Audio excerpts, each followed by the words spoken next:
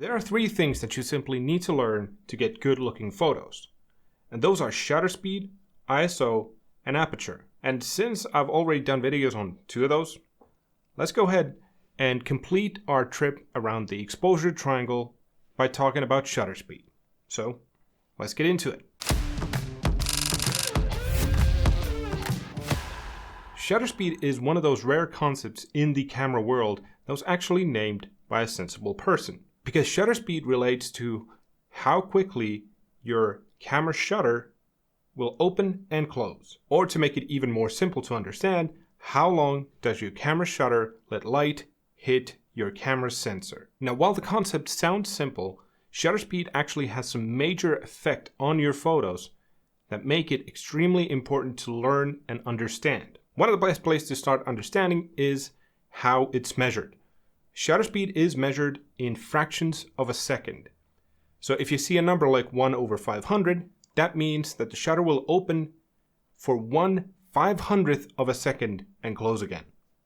Or 1/15 means 1/15th of a second. When using a fast shutter speed like 1/500, your shutter will only let in a little bit of light, meaning that your exposure will get darker, because of less light.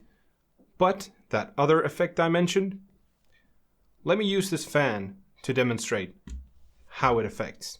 I'm just gonna grab a camera here, use this phone to show you what's happening. So when I turn the fan on, those blades will start spinning. Now on this camera, when I take a photo of the spinning blades with a fast shutter speed, what that picture will show is how much those blades were able to move in 1/800th of a second. So when you look at the picture, it looks like those blades are still, or maybe a little blurry, but mostly their movement is frozen. Now if I lower that shutter speed to, let's say, 1/15,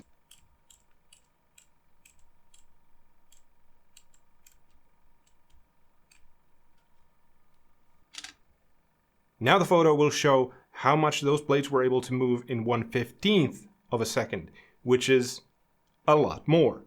Meaning that in the photo, those blades are just a blur. You can't make out the separate blades. So now you can see that when you have a fast shutter speed, you're freezing motion. This is very useful when you want to shoot something that is, in motion. If you're trying to shoot athletes, cars, helicopters, a flying bird, you're going to need a fast shutter speed, or that subject is going to be all blurred out. But when you use a slower shutter speed, that motion is accentuated with motion blur. And that can be used for artistic effect in many different ways.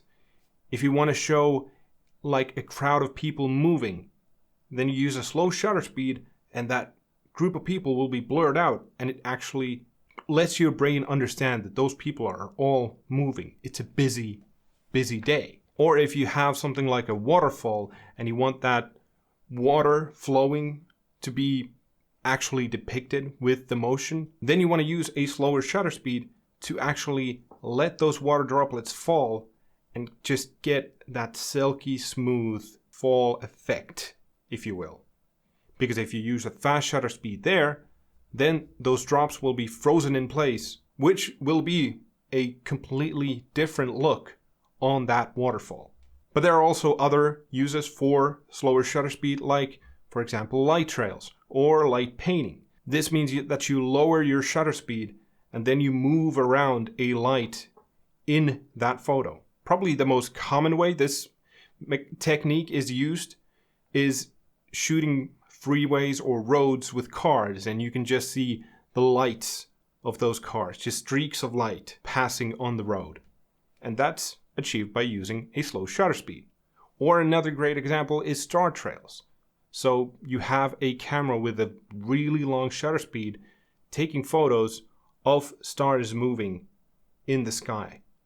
So you create that beautiful, beautiful look of just star trails, those white trails in the night sky. But one really important thing to remember when using a long shutter speed or a slow shutter speed is that your camera's movement is going to be depicted as well. So if you're going lower than, let's say, 1/100, you're going to want to find like a tripod or just a level surface that you can rest your camera on, because the motion of that camera that you're holding is also going to be depicted. So the photo is not going to be as sharp and it's not going to look as good. But the best way to learn how shutter speed works is by flipping your camera over to shutter priority. This gives you full control over the shutter speed, while your camera will adjust all the other settings for you. And that way you can start practicing and testing out all the different speeds and see how they affect your images. If you're shooting video though, you have a little less flexibility in your shutter speed, and this is because of motion blur. And the best practice in general when shooting video is to use the 180-degree rule. Meaning that whatever the frames per second count is that you're shooting at, you want your shutter speed to be double that. So if you're shooting at 24 frames per second, you want to be 1/50. If you're shooting 30 frames per second, you want to go 1/60. 120 frames per second, 1/250. And that is because when you follow this rule, it creates the most natural looking motion blur.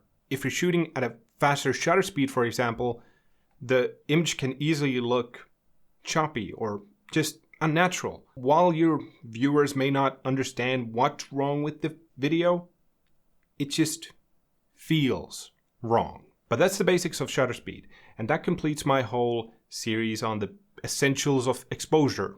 If you haven't yet, check out the video on ISO that you can find in this corner right here, and then after that you can go watch the aperture one. But do me a favor and have a great rest of your week. I'll catch you all next time. Okay? Bye.